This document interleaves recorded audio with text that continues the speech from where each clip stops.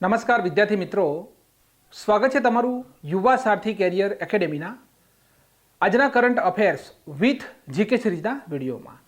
આજે છે 3 જાન્યુઆરી 2025 અને આજના દિવસે આપણે 3 જાન્યુઆરી 2025ના મોસ્ટ આઈએમપી કરંટ અફેર્સના પ્રશ્નોની માહિતી મેળવીશું.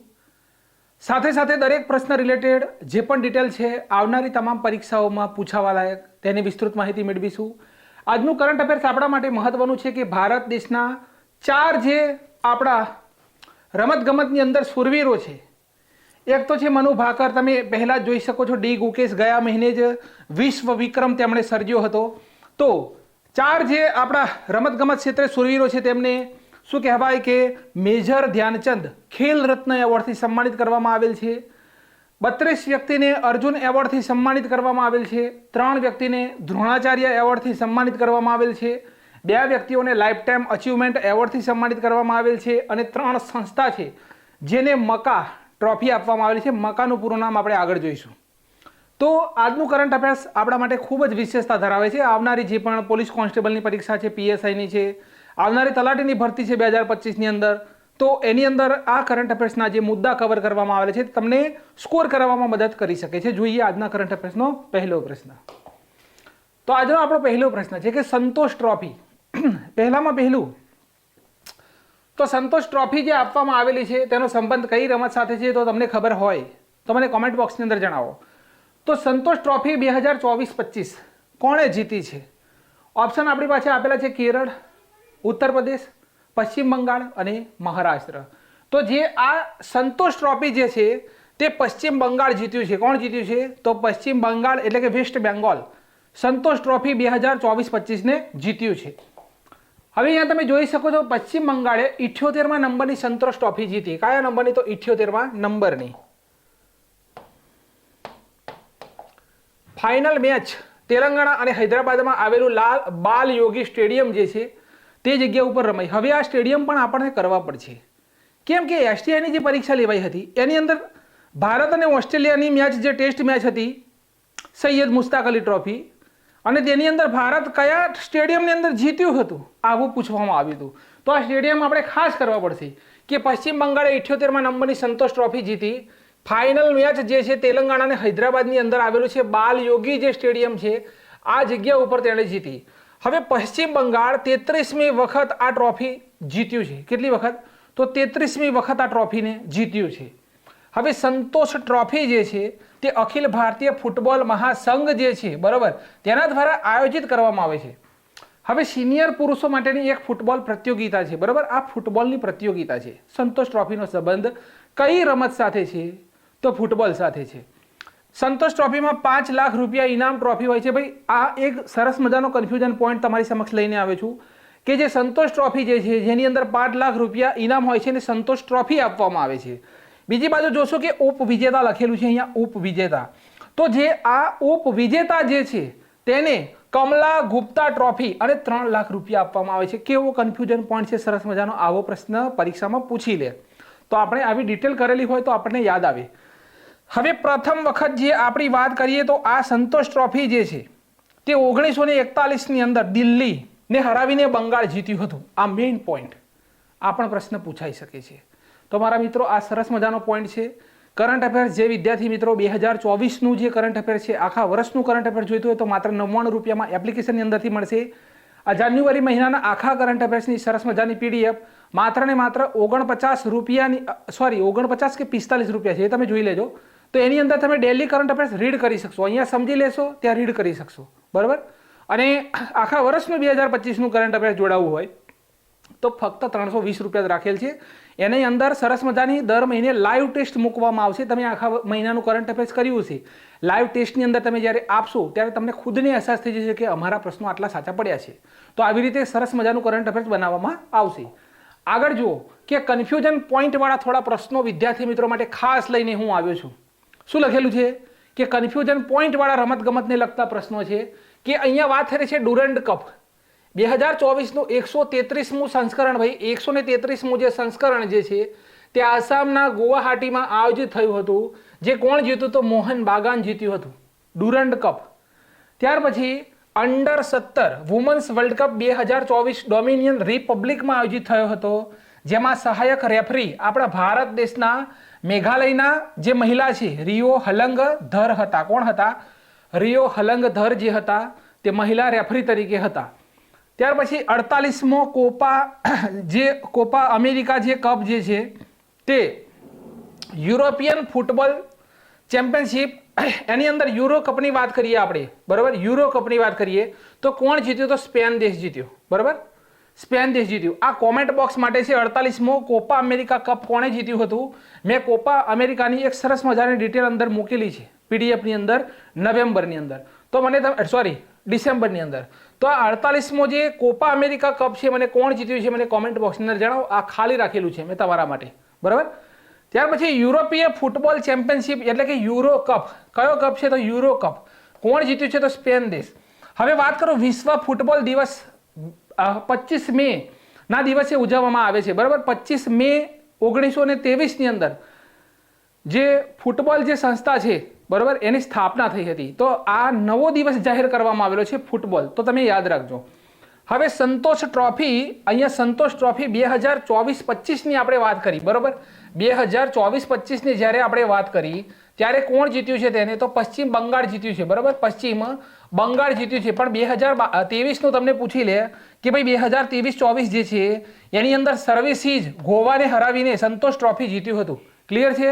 તો સંતોષ ટ્રોફી 2024-25 જો તમને પરીક્ષામાં પૂછી લે તો એ જગ્યા ઉપર તમારો જવાબ કયો હોવો જોઈએ? તો તમારો જવાબ હોવો જોઈએ પશ્ચિમ બંગાળ. પશ્ચિમ બંગાળ જે છે 33 વખત સંતોષ ટ્રોફી જીત્યું છે. અને અહીંયા 2023નું તમને પૂછી લે તો સર્વિસીજ જે છે તે ગોવાને હરાવીને જીત્યું હતું. ક્લિયર છે આ પોઈન્ટ? આગળ હવે Indian super league 2023 Mumbai city, બરાબર, ફૂટબોલ ક્લબ જીત્યું હતું. કોણ જીત્યું હતું? તો ફૂટબોલ ક્લબ જીત્યું હતું. કઈ રમત? તો ઇન્ડિયન સુપર લીગ. તો આ તમે અહીંયા જોઈ શકો છો કે કન્ફ્યુઝન વાળા જે પ્રશ્નો છે, રમત ગમતને લગતા જે પણ કન્ફ્યુઝન પોઈન્ટ જે છે એને અહીંયા લઈને આવ્યો છું. આગળના પ્રશ્ન તરફ જઈએ. હજુ થોડું બાકી છે, જુઓ. સાફ. હવે આ સાફનું પૂરું નામ શું? તો South Asian Football Federation under nineteen football championship 2024 India અને બાંગ્લાદેશ સંયુક્ત રૂપે જીત્યા છે, માટે આ પોઈન્ટ આપણા માટે મહત્વનો છે. હવે ચોથી ઇન્ટરકોન્ટિનેન્ટલ કપ ફૂટબોલ પ્રતિયોગિતા સિરિયાએ જીતી. હવે 2018ની અંદર આ ખાસ મહત્વપૂર્ણ મુદ્દો નોંધ કરવાનો છે કે 2018માં ઇન્ટરકોન્ટિનેન્ટલ જે કપ જે છે તે પુરુષ ફૂટબોલનું નામ નહેરુ કપની જગ્યા ઉપર રાખવામાં આવેલું છે. સમજાય છે? 2018માં જે નહેરુ કપ હતું તેનું નામ બદલીને ઇન્ટરકોન્ટિનેન્ટલ કપ કરવામાં આવેલું છે. હવે ઇન્ડિયન મેન્સ ફૂટબોલ ટીમના કોચ તો મનોલો માર્કેઝ સ્પેન દેશના છે, બરાબર. ત્યાર પછી 50 આંતરરાષ્ટ્રીય ગોલ કરનાર ભારતની પ્રથમ મહિલા ફૂટબોલર પરીક્ષાની અંદર જો તમને પૂછી લે તો તેનું નામ છે બાલા દેવી. કોણ છે? તો તેનું નામ છે બાલા દેવી. ત્યાર પછી ફીફા મેન્સ વર્લ્ડ કપ 2022નું 22મા નંબરનું જે સંસ્કરણ થયું હતું એ ક્યાં થયું હતું? તો કતારની અંદર થયું હતું. અને તેને મેસ્કોટ કયો હતો? લાઈવ હતો. આ યુપીએસસી પ્રિલિમની અંદર આ પ્રશ્ન પૂછાયો હતો. યુપીએસસી પ્રિલિમની અંદર આ પ્રશ્ન પૂછાયો હતો. તો મેસ્કોટ યાદ રાખજો, લાઈવ હતો. અને તેને અર્જેન્ટિના જીત્યો હતો ફ્રાન્સ દેશને હરાવીને. ત્યાર પછી ફીફા મેન્સ વિશ્વ કપ 23મા નંબરનું જે સંસ્કરણ જે છે મારા મિત્રો, તો 2026ની અંદર અમેરિકા, કેનેડા અને મેક્સિકોની અંદર આયોજિત થવાનું છે, બરાબર. ત્યાર પછી જે રોવર્સ કપ જે છે, બરાબર, રોવર્સ કપ, સંતોષ ટ્રોફી છે, સુબ્રતો કપ છે, બરાબર, ડુરન્ડ કપ છે, ડુરન્ડ આશુતોષ કપ છે, મરડેગા કપ છે, નહેરુ કપ છે. આ બધાનો સંબંધ કોની સાથે છે? તો ફૂટબોલ સાથે છે. આ બધા જે છે તેનો સંબંધ કોની સાથે છે? તો ફૂટબોલની સાથે તેનો સંબંધ છે. હવે તમને એમ પૂછી લે કે પરીક્ષાની અંદર ફીફાની સ્થાપના, તો સાલ યાદ રાખીશું 1904ની અંદર, 1904ની અંદર સ્થાપના થયેલી હતી, બરાબર. ફીફાની સ્થાપના ક્યારે થઈ હતી? તો 1904ની અંદર ફીફાની સ્થાપના થઈ હતી, વિશ્વ ફૂટબોલ દિવસ. તો આ 2024ની અંદર જ આ દિવસ ઉજવવાની જાહેરાત કરવામાં આવેલી છે, વિશ્વ ફૂટબોલ દિવસ. 25 મે 1924ના દિવસે ફૂટબોલ જે છે સંસ્થાની સ્થાપના થઈ હતી ફીફાની, માટે આ નવા દિવસની જાહેરાત કરવામાં આવેલી છે. આ નોંધ કરી લેજો. હવે એનું મુખ્ય મથક ક્યાં આવેલું છે? તો સ્વિટ્ઝરલેન્ડની અંદર મુખ્ય મથક આવેલું છે ભાઈ, ફીફા ફેડરેશન ઇન્ટરનેશનલ, બરાબર, ફીફા. હવે પ્રેસિડેન્ટ કોણ છે? મેઇન વસ્તુ આધાર રાખે છે પ્રેસિડેન્ટ. તો ફીફા જે છે ફેડરેશન ઇન્ટરનેશનલ ફૂટબોલ એસોસિએશન, સ્થાપના 1924, બરાબર. હવે પ્રેસિડેન્ટ છે ગિયાની ઇન્ફેન્ટિનો. કોણ છે? ગિયાની ઇન્ફેન્ટિનો. તો આટલે સુધી આપણે આ ફૂટબોલની માહિતી મેળવી લીધી. ફૂટબોલનો જો કોઈ પ્રશ્ન પૂછી લે તમને તો આનાથી બહારનો હશે નહીં. હવે ફૂટબોલનું ફીફા જે છે, ફીફા એનું આદર્શ વાક્ય કયું છે? તો અહીંયા લખેલું છે for the game for the world. કયું આદર્શ વાક્ય છે? તો for the game for the world. આ ફીફાનું આદર્શ વાક્ય છે. ચલો, સેકન્ડ નંબરનો પ્રશ્ન છે કે એનિમલ એક્સચેન્જ પ્રોગ્રામ અંતર્ગત મધ્યપ્રદેશથી 15 વાઘ કયા રાજ્યની અંદર મોકલવામાં આવ્યા? હવે ભાઈ આ એનિમલ એક્સચેન્જ પ્રોગ્રામ જે છે, આ પ્રોગ્રામના માધ્યમથી કેટલા તો 15 વાઘ કઈ જગ્યાએ મોકલવામાં આવે છે? અહીંયા લખેલું છે બિગ કેટ. બરાબર. હવે આ બિગ કેટ ઉપરથી તમને કોઈ શબ્દ જો યાદ આવતો હોય તો ભારત દેશ જે બિગ કેટ એલાયન્સ, બરાબર, બિગ કેટ એલાયન્સની સ્થાપના કોણે કરેલી છે? તો ભારતે. બરાબર. બિગ કેટ એલાયન્સની સ્થાપના કોણે કરેલી છે? તો આપણા ભારત દેશે. તો તમારે અહીંયાથી કયો પોઈન્ટ વિદ્યાર્થી મિત્રો તમારે યાદ રાખવાનો છે? તો અહીંયા કરેક્ટ આન્સર આવશે આપણો ઉપરના તમામ. શું જવાબ આવશે આપણો? તો ઉપરના તમામ. તો એનિમલ એક્સચેન્જ જે પ્રોગ્રામ છે આ અંતર્ગત મધ્યપ્રદેશથી 15 વાઘ કયા કયા રાજ્યોની અંદર મોકલવામાં આવ્યા? તો એક તો છે ઓડિશા, એક છે રાજસ્થાન ને છત્તીસગઢ. આ છત્તીસગઢ, આ 3 જે રાજ્યો છે એની અંદર મધ્યપ્રદેશથી શું કહેવાય કે વાઘ મોકલવામાં આવ્યા છે. શા માટે? તો એક ભારત દેશની અંદર વાઘની વસ્તી વધારવા માટે. એક તો તમે યાદ રાખો કે મધ્યપ્રદેશ જે રાજ્ય જે છે, મધ્યપ્રદેશ જે રાજ્ય જે છે તેની અંદર સૌથી વધુ વાઘ આવેલા છે. બરોબર. માટે તેને શું કહેવામાં આવે છે? ટાઈગર સ્ટેટ તરીકે ઓળખવામાં આવે છે. ટાઈગર સ્ટેટ કોને કહેવામાં આવે છે? તો મધ્યપ્રદેશને કહેવામાં આવે છે. મધ્યપ્રદેશની અંદર 8 નેશનલ પાર્ક આવેલા છે, એ તમને લખાવીશ. પણ પહેલા અહીંયા સમજો કે ઉપરના તમામ રાજ્યમાં એનિમલ એક્સચેન્જ પ્રોગ્રામ અંતર્ગત મધ્યપ્રદેશથી 15 ટાઈગર મોકલવામાં આવ્યા. આ તમામ વાઘ મધ્યપ્રદેશના પન્ના ટાઈગર રિઝર્વ અને બાંધવગઢ તેમજ પેચ ટાઈગર રિઝર્વ થી મોકલવામાં આવેલા છે. આ પણ પ્રશ્ન પૂછી લે કદાચ તો તમારે યાદ રાખવાનું કે મધ્યપ્રદેશનું એક તો પન્ના ટાઈગર રિઝર્વ છે, એક બાંધવગઢ છે અને એક પેચ ટાઈગર રિઝર્વ છે. આ 3ની અંદરથી આ વાઘ 15 વાઘ ટ્રાન્સફર કરવામાં આવેલા છે. હવે આ ટાઈગર રિપોર્ટ આવી હતી 2023માં. એની અંદર ટોટલ ભારત દેશની અંદર કેટલા વાઘની સંખ્યા છે? તો 3167 ભારત દેશની અંદર ટોટલ વાઘ આવેલા છે. એમાં સૌથી વધુ કોની અંદર છે? તો મધ્યપ્રદેશની અંદર 785 વાઘની સંખ્યા છે, ટાઈગરની સંખ્યા. માટે મધ્યપ્રદેશને ટાઈગર સ્ટેટ કહેવામાં આવે છે. હવે તમને એમ પૂછી લે પરીક્ષાની અંદર કે ટાઈગર મેન ઓફ ઇન્ડિયા કોને કહેવામાં આવે છે? બધી જ જગ્યાએ જુદું જુદું છે, પણ તમારે ભરોસો રાખવાનો કે ધર્મેશભાઈ અહીંયા બોર્ડ આગળ ઊભા હોય એટલે કમ્પ્લીટલી સર્ચ કરીને આવ્યા હોય તો કૈલાસ સાંખલા ભારત દેશની અંદર ટાઈગર મેન ઓફ ઇન્ડિયા તરીકે ઓળખવામાં આવે છે. હવે અહીંયા ધ્યાન આપો તો એક તો છે કે સતપુડા ટાઈગર રિઝર્વ, બીજો છે કાન્હા ટાઈગર રિઝર્વ, ત્રીજો છે પેંચ ટાઈગર રિઝર્વ, ચોથો છે Bandhavgarh tiger reserve, Panna tiger reserve, Sanjay Dubri tiger reserve, Rani Durgavati tiger reserve અને રાતાપાણી ટાઈગર રિઝર્વ. આ મધ્યપ્રદેશની અંદર આવેલા નેશનલ પાર્ક છે. બરાબર. આગળના પોઈન્ટ તરફ જઈએ તો એક સરસ મજાનો પોઈન્ટ છે. જુઓ, આ ડાયરેક્ટ કોન્સ્ટેબલ કે પીએસઆઈની પરીક્ષાની અંદર આની અંદરથી એક પ્રશ્ન 100% પૂછવાનો, 110% આની અંદરથી પ્રશ્ન પૂછાશે કે ભારત દેશનો 52મા નંબરનો ટાઈગર રિઝર્વ કયો ભાઈ? તો તેનું નામ છે રામગઢ વિષધારી ટાઈગર રિઝર્વ રાજસ્થાન. કઈ જગ્યાએ આવેલો છે? તો રામગઢ વિષધારી ટાઈગર રિઝર્વ રાજસ્થાન. હવે 53મો રાણીપુર ટાઈગર રિઝર્વ કઈ જગ્યાએ આવેલો છે? તો યુપીની અંદર. કઈ જગ્યાએ? ઉત્તર પ્રદેશ. ત્યાર પછી 54મો કયો છે? તો વિરાંગના દુર્ગાવતી ટાઈગર રિઝર્વ મધ્યપ્રદેશની અંદર આવેલ છે. કઈ જગ્યાએ? મધ્યપ્રદેશની અંદર. ત્યાર પછી 55મો કયો છે ભાઈ? ધૌલપુર કરોલી ટાઈગર રિઝર્વ રાજસ્થાનની અંદર આવેલ છે. 56મો ટાઈગર રિઝર્વ કયો છે? તો ગઈકાલે કોણ બનેગા કરોડપતિની અંદર પ્રશ્ન પૂછાયો હતો. બરાબર. તો એ છે ગુરુ ઘાસીદાસ તમોર પિંગલા ટાઈગર રિઝર્વ છત્તીસગઢ. ત્યાર પછી 57મો કયો છે? તો રાતાપાણી ટાઈગર રિઝર્વ મધ્યપ્રદેશ. ક્લિયર? તો આ ભારત દેશની અંદર અત્યાર સુધી 57 ટાઈગર રિઝર્વ જાહેર કરી ચૂકેલા છે, બનાવવામાં આવેલા છે.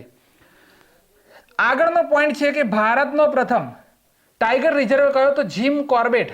હવે તમને પરીક્ષાની અંદર એવું લખેલું હોય કે ભારત દેશનો પ્રથમ નેશનલ પાર્ક કયો અને એ જગ્યા ઉપર તમારે એવું જીમ કોર્બેટનો ઉલ્લેખ ના થયેલો હોય તો એ જગ્યા ઉપર હેલી નેશનલ પાર્ક લખેલું હોય અથવા રામગંગા નેશનલ પાર્ક લખેલું હોય. કેમ કે કેન્દ્ર સરકારે જીમ કોર્બેટમાંથી રામગંગા નદી પસાર થાય છે. કઈ નદી? તો રામગંગા નદી પસાર થાય છે. માટે તેનું નામ ચેન્જ કરી અને એક અંગ્રેજના નામ ઉપરથી હટાવી અને રામગંગા નેશનલ પાર્ક કરવામાં આવેલું છે. આપણે વિશ્વ ટાઈગર દિવસ ક્યારે ઉજવીએ છીએ તો 29મી જુલાઈએ ઉજવીએ છીએ. ક્યારે? 29મી જુલાઈ. પ્રોજેક્ટ ટાઈગરની શરૂઆત ભારત દેશની અંદર 1973ની અંદર થઈ હતી. ક્યારે થઈ હતી? તો 1973ની અંદર સાહેબ થઈ હતી. હવે ટાઈગર મેન ઓફ ઇન્ડિયા કોણ છે તો કૈલાસ સાંખલા. હવે બિહારનો બીજો ટાઈગર રિઝર્વ કયો બન્યો છે તો આ પણ પ્રશ્ન પૂછાયેલો હતો એસટીઆઈની અંદર. લગભગ કેમૂર બરાબર પ્રથમ બનેલો છે. હવે જો બીજો બરાબર બીજો છે પ્રથમ કયો હતો તો વાલ્મીકી ટાઈગર રિઝર્વ.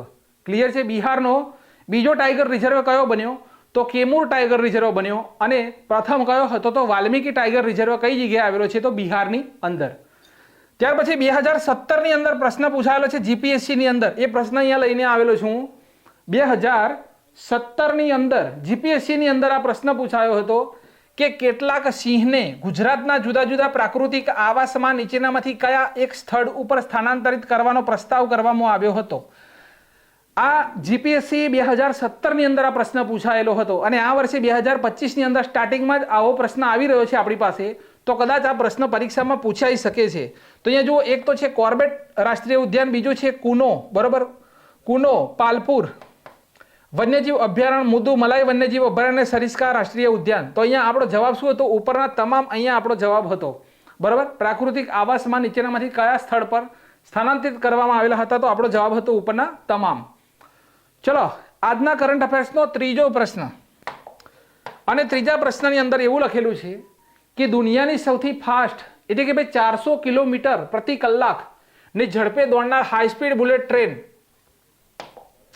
અહીંયા એક સેકન્ડ, અહીંયા 450 છે બરાબર. 450 કિલોમીટર પ્રતિ કલાકની ઝડપે દોડનાર જે ટ્રેન જે છે એ ટ્રેનનું શું કહેવાય કે બુલેટ ટ્રેન પ્રોટોટાઇપ CR 450. તેનું નામ શું છે? પ્રોટોટાઇપ CR 450 જે છે બરાબર. પ્રોટોટાઇપ CR 450 કોણે લોન્ચ કરી?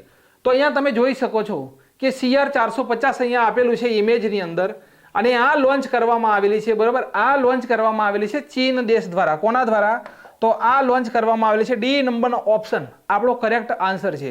હવે ચીન વિશે 2024ની અંદર ઘણી બધી ચર્ચાઓની અંદર હતું. ચીન દેશ જે છે તે ઘણી દેશની અંદર ચર્ચાઓની અંદર હતું. તો અહીંયા તમે જોશો તો ચીન જે દેશ જે છે, ચીન દેશ 450 કિલોમીટર પ્રતિ કલાકની ઝડપે દોડવાવાળી bullet train prototype CR 450 launch કરી છે. કઈ ટ્રેનનું નામ આપણે યાદ રાખવાનું છે કે પ્રોટોટાઇપ CR 450. હવે દુનિયાનું પ્રથમ મિથેન સંચાલિત રોકેટ કોણે લોન્ચ કર્યું? દુનિયાનું પ્રથમ મિથેનથી સંચાલિત એક રોકેટ જે છે તે કોણે લોન્ચ કર્યું તેવું કહેવામાં આવી રહ્યું છે કે ઝુકે 2 છે બરાબર. ઝુકે 2 મિથેનથી સંચાલિત આ રોકેટ છે. હવે દુનિયાની પ્રથમ high speed carbon fibre train કોણે લોન્ચ કરી? તો ચીન દેશે. યાદ રાખજો, અહીંયા શું લખેલું છે કે દુનિયાની પ્રથમ high speed carbon fibre train કોણે લોન્ચ કરી? તો ચીન દેશે. હવે દુનિયાનો સૌથી મોટો હાઇડ્રો પાવર ડેમ ચીન દેશ બનાવી રહ્યો છે બરાબર. કઈ જગ્યાએ? તો તિબ્બતની અંદર. ત્યાર પછી ચીનનું મૂન મિશન જે છે, કયું મિશન? તો મૂન મિશન. ચંદ્રની સપાટી પરથી માટી લઈને પૃથ્વી પર પહોંચ્યું છે. આ સાથે તે પહેલો દેશ બની ગયો છે કે જેણે ચંદ્રની કાળી બાજુએથી કે સુદૂર ભાગ, ચંદ્રનો જે ભાગ હોય, આપણો ભારત દેશ ઉત્તર ધ્રુવ ઉપર ઉતરે ખરો પણ આ એની પણ પાછળથી એટલે કે ચંદ્રનો પાછળનો જે ભાગ છે આ ભાગ ઉપરથી માટીના સેમ્પલ લાવવામાં સફળતા મેળવી છે. ચાઇનીઝ નેશનલ સ્પેસ એડમિનિસ્ટ્રેશનનું ચાંગઈ-6 લેન્ડર. આ લેન્ડરનું નામ તમારે યાદ રાખવાનું છે. કયું લેન્ડર છે?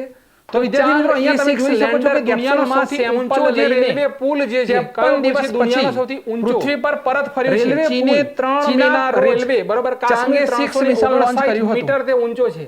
હવે અહીંયા પૂછી લે કે ભારતની પ્રથમ ડ્રાઈવરલેસ મેટ્રો ટ્રેનની શરૂઆત તો બેંગલુરુ કર્ણાટકની અંદર. કઈ જગ્યાએ? તો બેંગલુરુ કર્ણાટકની અંદર આ શરૂઆત થશે. કઈ જગ્યાએ? ભારતની પ્રથમ ડ્રાઈવરલેસ જે મેટ્રો ટ્રેન જે છે તેની શરૂઆત કર્ણાટકના બેંગલુરુની અંદર થશે. ત્યાર પછી ભારતની પ્રથમ અંડર વોટર મેટ્રો ટ્રેન કલકત્તાની હુગલી નદી.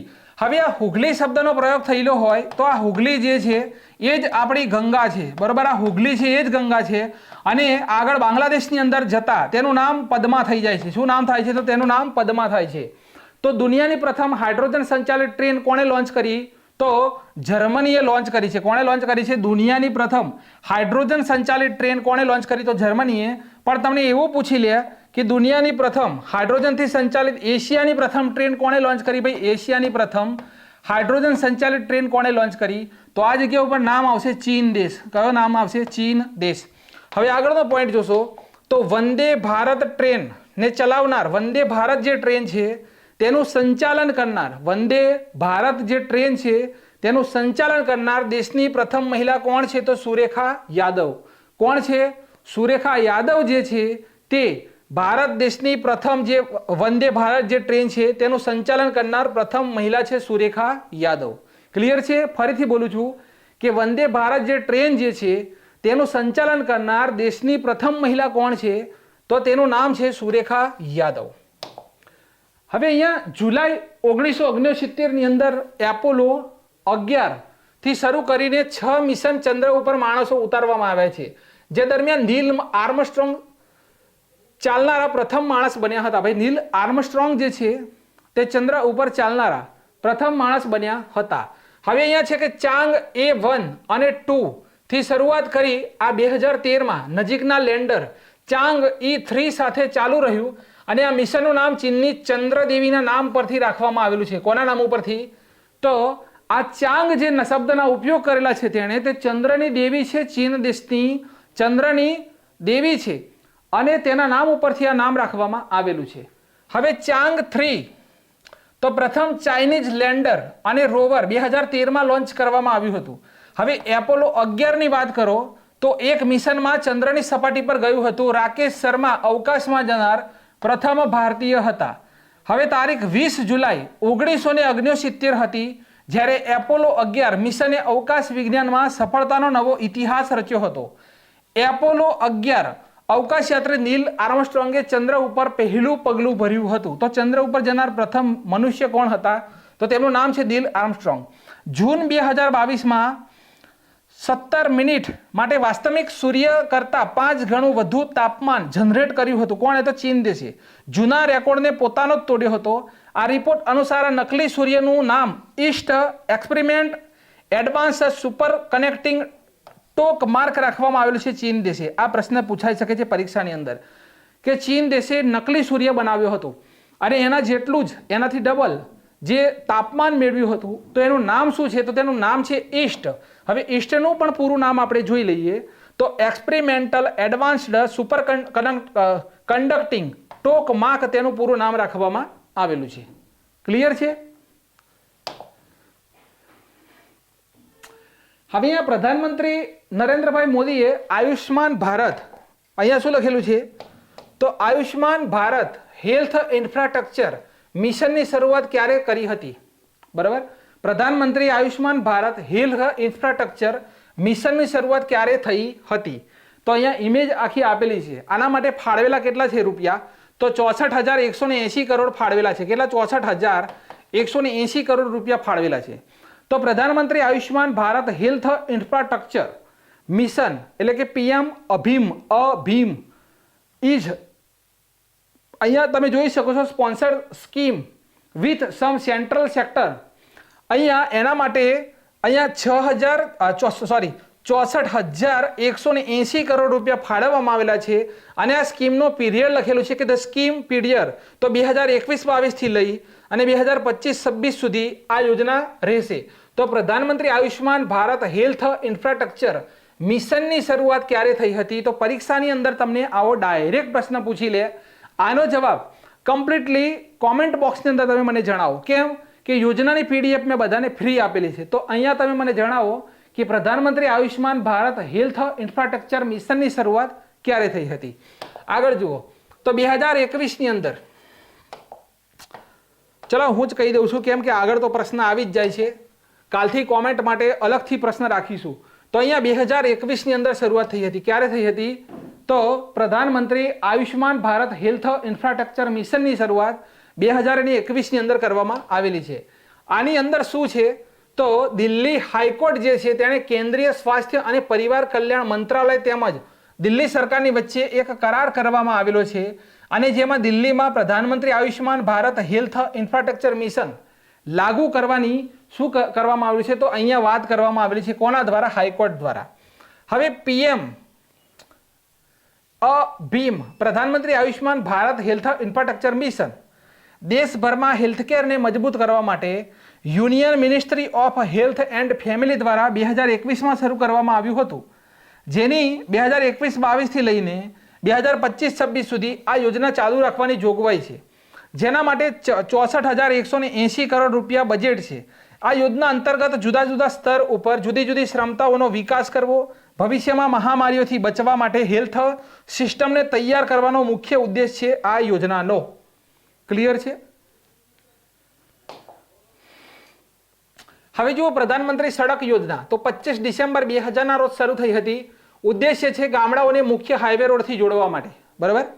ત્યાર પછી પ્રધાનમંત્રી મુદ્રા યોજના 8 એપ્રિલ 2015, જેની અંદર પ્રધાનમંત્રી કિસાન સન્માન નિધિ યોજના નીચે જુઓ 24 ફેબ્રુઆરી 2019ની શરૂઆત ગોરખપુર ઉત્તર પ્રદેશથી થઈ હતી. ત્યાર પછી પ્રધાનમંત્રી જન ધન યોજના તો એની શરૂઆત 28મી ઓગસ્ટ 2014ના રોજ થયેલી છે. પ્રધાનમંત્રી આયુષ્માન ભારત યોજના 23 સપ્ટેમ્બર 2018 રાંચી ઝારખંડથી તેની શરૂઆત થઈ હતી. કૌશલ ઋણ યોજના 2015 તો મેક્સિમમ લોન લિમિટ 1.5 લાખથી વધારીને 7.5 લાખ કરવામાં આવી બજેટ 2024-25ની અંદર. તો આ પોઈન્ટ યાદ રાખવાનો છે કોન્સ્ટેબલ માટે કે કૌશલ ઋણ યોજના 2015માં મેક્સિમમ લોનની લિમિટ કેટલી હતી? 1.5 લાખ, પણ 2024-25નું જે બજેટ જાહેર કરવામાં આવ્યું તેમાં 7.5 લાખ રૂપિયા કરવામાં આવેલી છે. હવે સ્વચ્છ ભારત મિશન તો 2 ઓક્ટોબર 2014ના રોજ લોન્ચ થયેલું છે અને મેક ઇન ઇન્ડિયા કાર્યક્રમ 25 સપ્ટેમ્બર 2014ના રોજ લોન્ચ કરવામાં આવેલ છે. સ્ટાર્ટઅપ ઇન્ડિયાની વાત કરો તો 16 જાન્યુઆરી 2016, સ્ટેન્ડ અપ ઇન્ડિયા તો 5 એપ્રિલ 2016 અને પ્રધાનમંત્રી જનજાતીય આ ખાસ મોસ્ટ આઈએમપી સ્ટાર લગાવીને લખજો કે પ્રધાનમંત્રી જનજાતીય આદિવાસી ન્યાય મહા ઉત્થાન. બરાબર, મહા ઉત્થાન છે અહીંયા, મહા ઉત્થાન તો 15 નવેમ્બર 2023ના રોજ શરૂ થયેલી છે. આ મોસ્ટ આઈએમપી નીચેવાળી જે છે તેને સ્ટાર લગાવજો, પરીક્ષાની અંદર પૂછાશે. આગળનો પોઈન્ટ છે કે વન નેશન વન મેમ્બરશિપ સ્કીમની શરૂઆત કેન્દ્ર સરકારે ક્યારે કરી?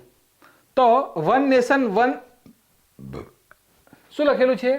Subscription scheme. તો આ સ્કીમની શરૂઆત ક્યારે કરેલી છે? એકચ્યુઅલી મને પણ યાદ નથી. તો 1 જાન્યુઆરી ગઈકાલે ના 1 તારીખે. તો અહીંયા કરેક્ટ આન્સર શું આવશે કે ભાઈ 1 જાન્યુઆરી 2025ના દિવસે વન નેશન વન મેમ્બરશિપ સ્કીમની શરૂઆત કેન્દ્ર સરકાર દ્વારા કરવામાં આવેલી છે. હવે તેનું મહત્વ શું છે? તો તેનું મહત્વ એ છે કે અહીંયા વિદ્યાર્થી મિત્રો આ ઉપરની લાઈન જે છે તે ગઈકાલના કરંટ અફેર્સની રહી ગયેલી છે અને ચેક મારજો.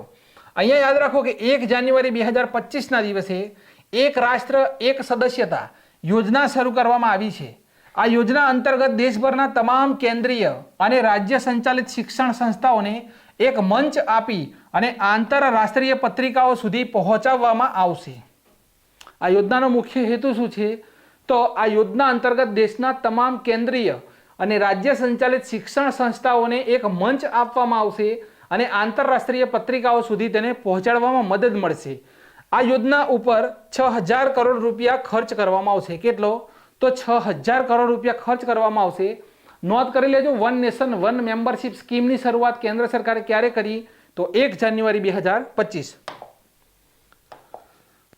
ચલો અહીંયા લખેલું છે આખું ઇંગ્લિશની અંદર, પણ જે વિદ્યાર્થી મિત્રોને વાંચવું હોય તે અહીંયા વાંચી શકે છે. ક્લિયરલી લખેલું છે agreement with national goal support વિકસિત Bharat @ 2047 NEP national new education policy 2020 and ANRF બીજું લખેલું છે. બરોબર, ટોટલી અહીંયા આખી ડિટેલ આપવામાં આવેલી છે. આ બધું તમે સ્ક્રીનશોટ લઈ લેજો લેવો હોય તો, અથવા પીડીએફની અંદર મળી જશે.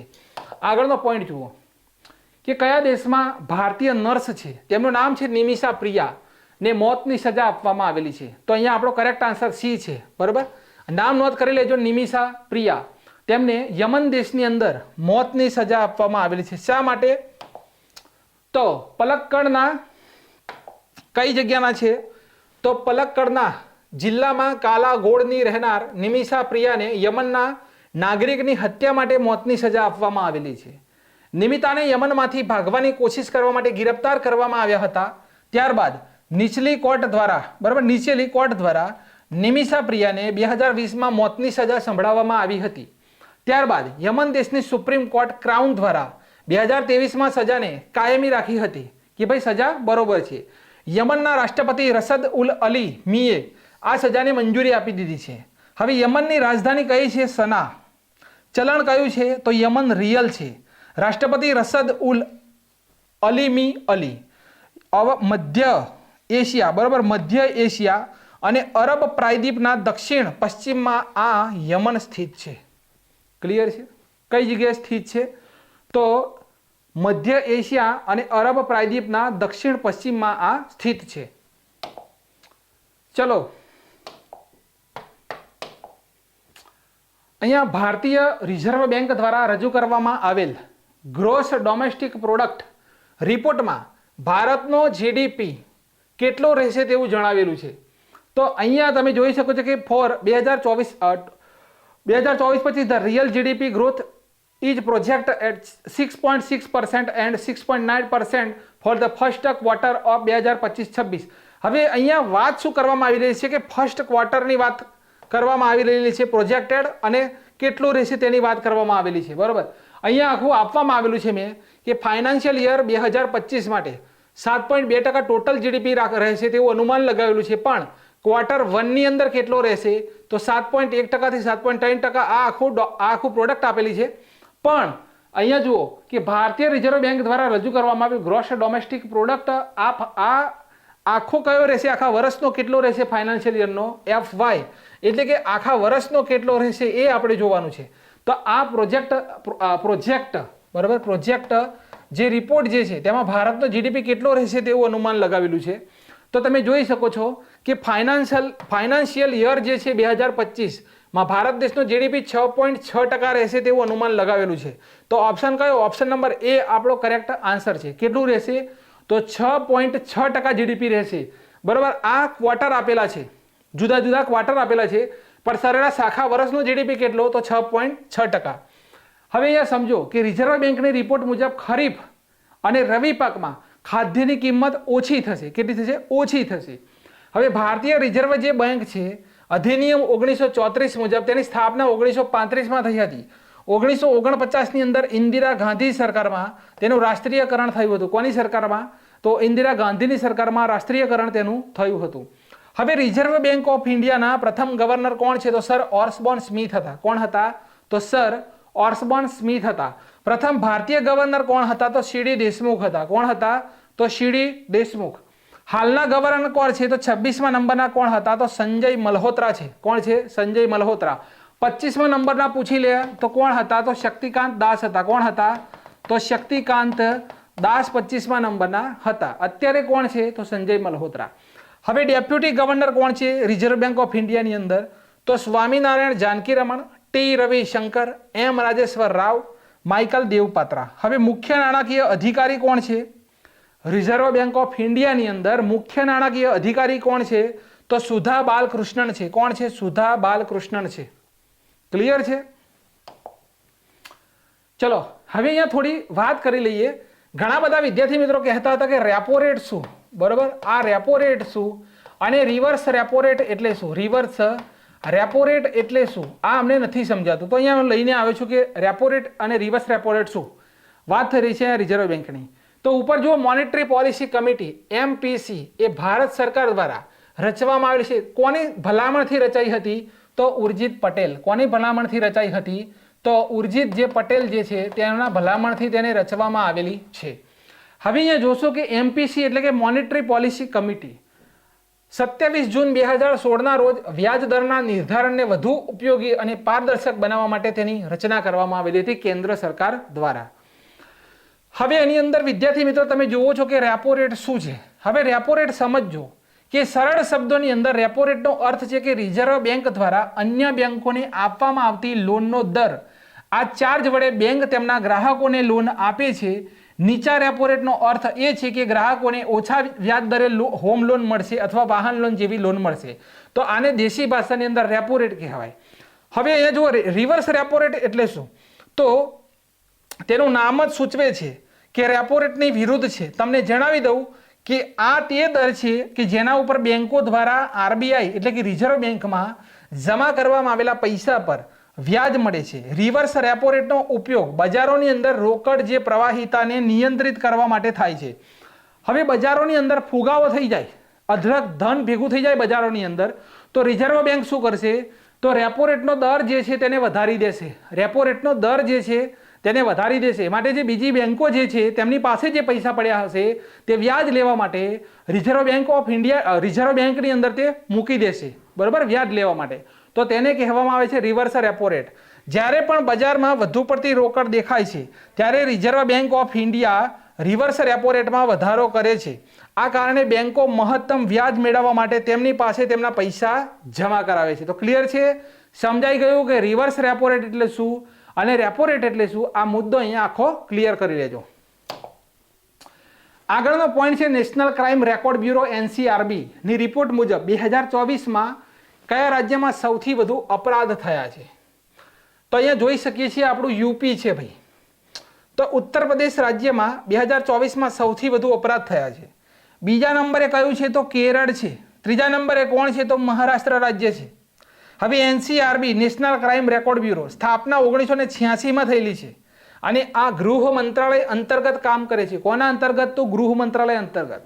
ભારત દેશમાં 1 લાખ વ્યક્તિઓ ઉપર 445 લોકો એવા છે કે તેમની સાથે અપરાધ થાય છે. કેટલા છે? તો 445 લોકો એવા છે કે જેમની સાથે અપરાધ થાય છે. સૌથી મોટો અપરાધ ભારત દેશમાં ચોરીનો નોંધવામાં આવેલો છે. સૌથી વધુ ભારત દેશની અંદર શું થયું છે ભાઈ? તો ચોરી થઈ છે. અને સૌથી વધુ અપરાધ શહેરોની અંદર થયા છે. કઈ જગ્યાએ? તો શહેરોની અંદર સૌથી વધુ અપરાધ થયા છે અને ગામડાઓની અંદર સૌથી ઓછા અપરાધ થયેલા છે.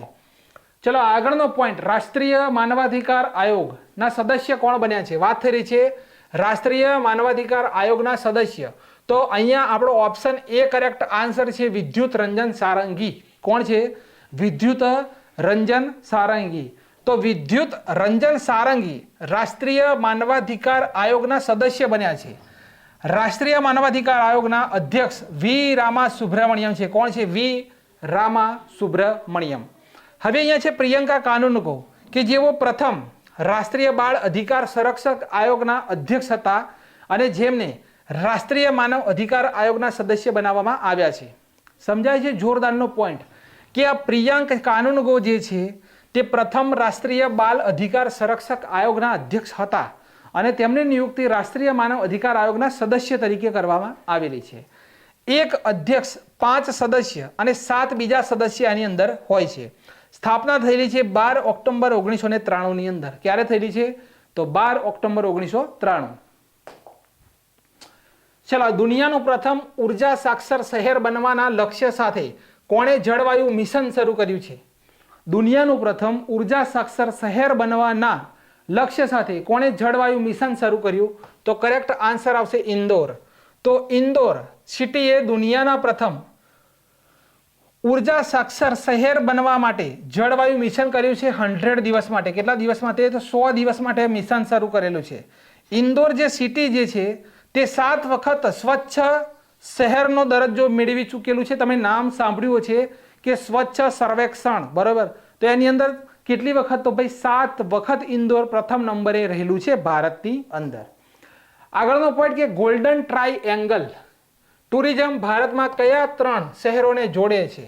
ગોલ્ડન ટ્રાયએંગલ ટુરિઝમ ભારતના કયા 3 શહેરોને જોડે છે?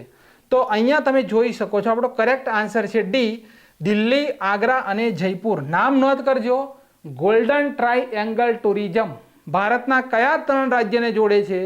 તો આપણો કરેક્ટ આન્સર છે ડી. તો ભારત દેશનું golden triangle tourism Delhi, Agra અને જયપુરને જોડે છે. ક્લિયર છે પોઈન્ટ? આગળનો પોઈન્ટ 3 જાન્યુઆરી એટલે કે વેણુભાઈ પુરોહિતનો નિર્વાણ દિવસ. તમે જોઈ શકો છો 1 ફેબ્રુઆરી 1916 ખંભાળિયાની અંદર તેમનો જન્મ થયેલો છે.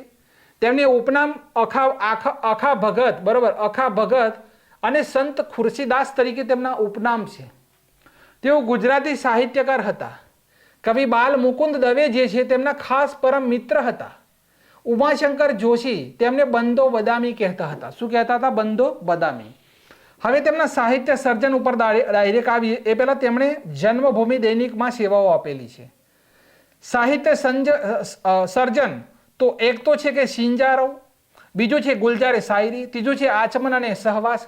જો એ જે બાલમુકુંદ દવે સાથેનો તેમનો સંયુક્ત કાવ્ય સંગ્રહ કયો છે તો તે છે આચમન અને સહવાસ. ત્યાર પછી વાર્તા સંગ્રહ છે અંતરના દીવા અને વાસનું વન. ત્યાર પછી ગુજરાતી ચલચિત્ર કંકુ આવી હતી, તેના બધા ગીતો તેમણે લખેલા છે. ડાકુરાણી ગંગા, ગુણ સુંદરીનો ઘર સંસાર, ગજરા મારું, ધરતીના છોરું, એની અંદર તેમણે ગીતો લખેલા છે. હવે તેમનો વિસામો અને કાવડિયો જે છે તે ગાંધીજીને ખૂબ જ પસંદ હતા. ભાઈ વેણુભાઈ પુરોહિત જે છે ભાઈ સાહેબ કે તેમના શું કહેવાય કે વિસામો અને કાવડિયો જે છે તે ગાંધીજીને ખૂબ જ પ્રિય હતા. તેમની પ્રખ્યાત પંક્તિ છે કે તારો આંખનો ફેણી, તારા બોલનો બંધાણી, તારા રૂપની પૂનમનો પાગલ એકલો. આ તેમની પ્રખ્યાત પંક્તિ છે. તેમનો જાણીતો ગીત સંગ્રહ કયો છે તો ઝરમર છે તેમનો જાણીતો ગીત સંગ્રહ. તેમના સૌપ્રથમ કાવ્યનું નામ પૂછી લે પરીક્ષામાં તો તેમનું નામ છે પુરાણો દીવડો.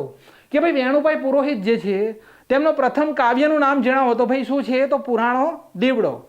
તેમનું અવસાન 3 જાન્યુઆરી 1980 ની અંદર થયેલું છે. ક્લિયર છે? આગળ જુઓ. 3 જાન્યુઆરી એટલે કે સાવિત્રીબાઈ ફૂલે નો જન્મદિવસ. તેમનો જન્મ 3 જાન્યુઆરી 1831 નાયગામ સતારા મહારાષ્ટ્રની અંદર થયેલો છે. ભારતના પ્રથમ મહિલા શિક્ષક સાવિત્રીબાઈ ફૂલે હતા. બરાબર? ભારતના પ્રથમ મહિલા શિક્ષક કોણ હતા? સાવિત્રીબાઈ ફૂલે. દલિતોને ન્યાય તથા આત્મસન્માન અપાવવા સ્ત્રી શિક્ષણ માટે તેમણે પ્રયત્નો કરેલા છે. તેમને આધુનિક ભારતના પ્રથમ શિક્ષિકા માનવામાં આવે છે. તેમણે પોતાના પતિ જ્યોતિરાવ ફૂલે સાથે મળીને દેશમાં વિદ્યાર્થીનીઓ માટે પ્રથમ બાલિકા વિદ્યાલયની સ્થાપના કરી હતી. પોઈન્ટને નોંધ કરજો. હવે આ બાલિકા વિદ્યાલયની સ્થાપના તેમણે તેમના જન્મદિવસીય 3 જાન્યુઆરી 1848 ના રોજ કરી હતી. સાવિત્રીબાઈ જ્યારે વિદ્યાર્થીઓને ભણાવવા જતા હતા ત્યારે રસ્તામાં લોકો તેમના ઉપર ગંદકી, છાણ અને કાદવ ફેંકતા હતા. ત્યારે તેઓ વધારાની સાડી થેલામાં લઈ જતા હતા અને શાળામાં પહોંચી નવી સાડી પહેરીને તેઓ બાળકીઓને ભણાવતા હતા. હવે જુઓ, બાવન કાશી, સુબોધ રત્નાકર, કાવ્ય ફૂલે આ તેમની રચનાઓ છે. સાવિત્રીબાઈએ નાની બાળકીઓની હત્યાને રોકવા માટે બાળ હત્યા પ્રતિબંધક ગૃહની સ્થાપના કરી હતી. તો અહીંયા આપણે વાત કરી સાવિત્રીબાઈ ફૂલેની. ત્યાર પછી આગળનો પોઈન્ટ છે. હવે જુઓ, અહીંયા આપણું કરંટ અફેર્સ પૂરું થાય છે. શ્રી ડી ગુકેશ, બરોબર, ડી ગુકેશ તો તેમણે ચેસની અંદર. હવે અહીંયા જુઓ, મેજર ધ્યાનચંદ ખેલ રત્ન એવોર્ડ. કયા એવોર્ડ છે તો મેજર ધ્યાનચંદ ખેલ રત્ન એવોર્ડ. પહેલા તેનું નામ શું હતું તો રાજીવ ગાંધી ખેલ રત્ન એવોર્ડ તેનું નામ હતું. 1991-92 ની અંદર, બરાબર, 1991-92 ની અંદર આ એવોર્ડની શરૂઆત થઈ હતી. તો અહીંયા જુઓ કે ડી ગુકેશ ચેસની અંદર મળ્યો આ એવોર્ડ. શ્રી હરમનપ્રીત સિંહ તો હોકીની અંદર તેમને આ એવોર્ડ મળ્યો. અને શ્રી પ્રવીણ કુમાર તો પેરા એથ્લેટિક્સની અંદર તેમને મળ્યો. અને મનુ ભાકર તો તેમને શૂટિંગની અંદર મેજર ધ્યાનચંદ ખેલ રત્ન એવોર્ડ 2024-25 થી સન્માનિત કરવામાં આવશે. તો તમે અહીંયા જોઈ શકો છો ઇમેજની અંદર. બરાબર? હવે ડી ગુકેશ ખેલ રત્ન એવોર્ડ જીતનાર સૌથી યુવા ખેલાડી બન્યા છે. હવે આ ખેલ રત્ન પુરસ્કાર 1991-92માં પૂર્વ વડાપ્રધાન રાજીવ ગાંધીના નામે શરૂ કરવામાં આવ્યો હતો. વિશ્વનાથ આનંદ કે જેમને શું કહેવાય શતરંજના બાદશાહ કહેવામાં આવે છે, તે જીતનાર પ્રથમ ખેલાડી હતા વિશ્વનાથ આનંદ. વર્ષ 2021માં વર્તમાન કેન્દ્ર સરકારે આ એવોર્ડને હોકીના જાદુગર મેજર ધ્યાનચંદના નામ ઉપર રાખવાનો નિર્ણય કર્યો. આ એવોર્ડ હવે મેજર ધ્યાનચંદ ખેલ રત્ન એવોર્ડ તરીકે ઓળખવામાં આવે છે. હવે અહીંયા ચેસ પ્લેયર છે ડી ગુકેશ, તેમને પણ ખેલ રત્ન એવોર્ડથી સન્માનિત કરવામાં આવશે. ગુકેશે ગયા મહિને 12 ડિસેમ્બરે ચેસની દુનિયાના વર્લ્ડ ચેમ્પિયન બનવાનું ગૌરવ મેળવ્યું હતું. સિંગાપુરની અંદર વર્લ્ડ ચેમ્પિયનશિપમાં ગુકેશે ચીનના ડી ગ્લેરેનને હરાવી આ ખિતાબ જીત્યો અને 18 વર્ષની ઉંમરમાં વર્લ્ડ ચેમ્પિયન બનનાર તેઓ બીજા વ્યક્તિ બન્યા છે. બરાબર? અને રેકોર્ડ કર્યો છે. તો નોંધ કરજો, 4 વ્યક્તિઓ છે ભારતના કે જેમને મેજર ધ્યાનચંદ ખેલ રત્ન એવોર્ડથી સન્માનિત કરવામાં આવશે.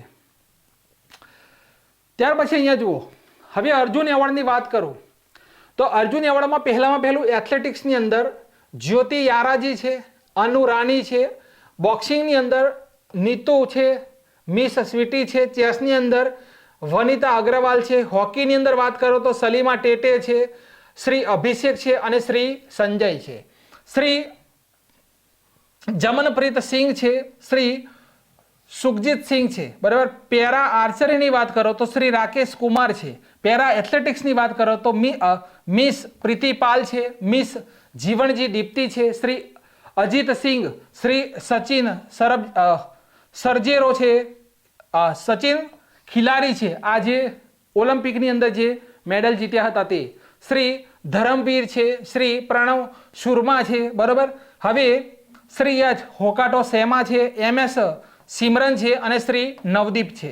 ત્યાર પછી પેરા બેડમિન્ટનની વાત કરો, અર્જુન એવોર્ડ 2024 તો શ્રી નિતેશ કુમાર, MS તુલસીમથી મુરગુસેન છે, મિસ્ટર નિત્યાશ્રી સુમતિ શિવન છે, મિસ મનીષા રામદાસ છે. પેરા જુડોની અંદર જુઓ તો શ્રી કપિલ પરમાર છે. પેરા શૂટિંગની અંદર વાત કરો, બરોબર, તો શ્રી મિસ મોના અગ્રવાલ, મિસ રૂબીના ફ્રાન્સિસ છે. શૂટિંગની અંદર વાત કરો તો શ્રી સ્વપ્નિલ સુરેશ છે, કુશાલે શ્રી છે અને સરબજોત સિંહ છે. લાસ્ટમાં સ્ક્વેશની અંદર વાત કરો તો શ્રી અભય છે, અભય સિંહ છે. સ્વિમિંગની અંદર વાત કરો તો શ્રી સંજય પ્રકાશ છે અને વેઇટ લિફ્ટિંગની અંદર વાત કરો, રેસલિંગની અંદર તો શ્રી અમન છે.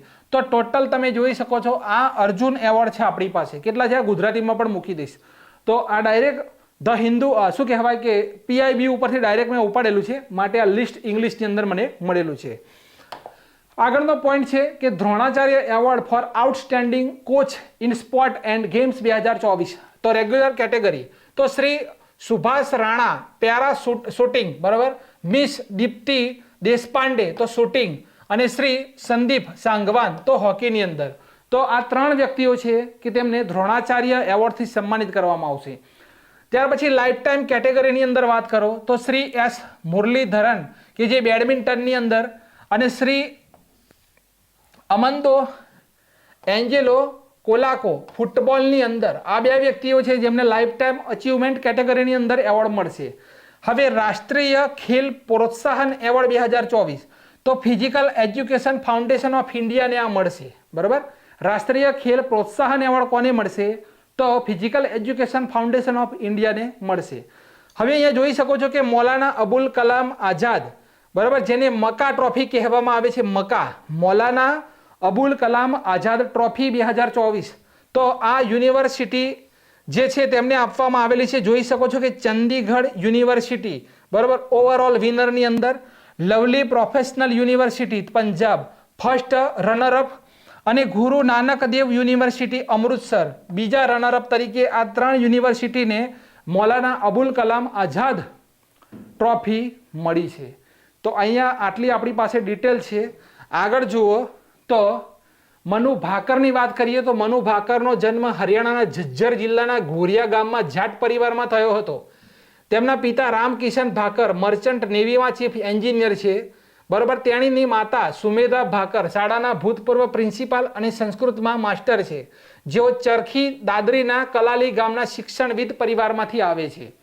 મનુ ભાકરનો જન્મ 18 ફેબ્રુઆરી 2002 ભારતીય શૂટર છે. તેમણે ઓલિમ્પિક ગેમમાં 2 મેડલ, એશિયન ગેમ્સ અને એશિયન ચેમ્પિયનશિપમાં 7 મેડલ, વર્લ્ડ ચેમ્પિયનશિપ અને વર્લ્ડ કપમાં 21 મેડલ તેમણે જીતેલા છે, બરાબર.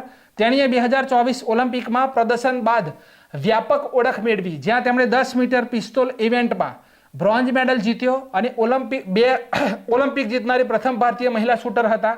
તેમણે 10 મીટર પિસ્તોલ મિક્સ્ડ ટીમમાં એક બીજો બ્રોન્ઝ જીત્યો હતો. આમ એક જ ઓલિમ્પિકમાં 2 મેડલ જીતનાર પ્રથમ ભારતીય મહિલા તેઓ બન્યા હતા.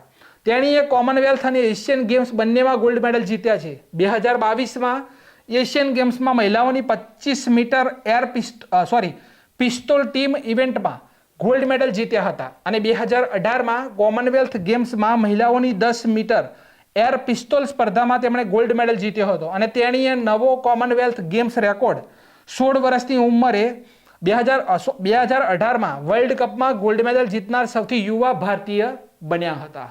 તો આ મનુ ભાકર ને યાદ રાખજો. તો વિદ્યાર્થી મિત્રો, આ હતું આજનું કરંટ અફેર્સ. બરાબર, વિડીયોને શેર કરજો અને લાઈક કરજો, કોમેન્ટ કરજો.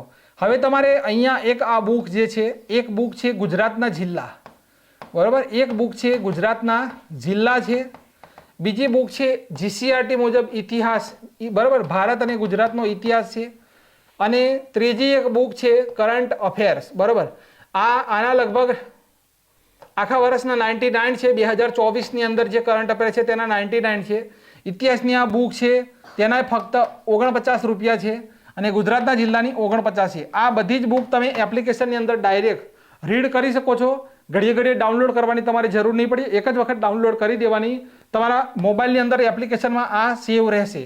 તો આ 3 હાલમાં એક વ્યાકરણની બુક પણ લોન્ચ કરવામાં આવેલી છે, સ્ટાફ નર્સ મેચે વ્યાકરણની બુક પણ લોન્ચ કરવામાં આવેલી છે, તેની પણ 49 રૂપિયા જ કિંમત છે. અને હવે 2 દિવસની અંદર કોન્સ્ટેબલ ને પીએસઆઈની તૈયારી કરતા હોય, બરાબર, કોન્સ્ટેબલ પીએસઆઈની જે વિદ્યાર્થી મિત્રો તૈયારી કરે છે તેમના માટે 80 મોક ટેસ્ટ પેપર, બરાબર, 80 મોક ટેસ્ટ પેપર માત્ર 99 રૂપિયાની અંદર કઈ જગ્યાએ તો એપ્લિકેશનની અંદર મૂકવામાં આવશે. તો વિડીયોની માહિતી ગમી હોય મારા મિત્રો તો લાઈક કોમેન્ટ કરજો. Thank you very much.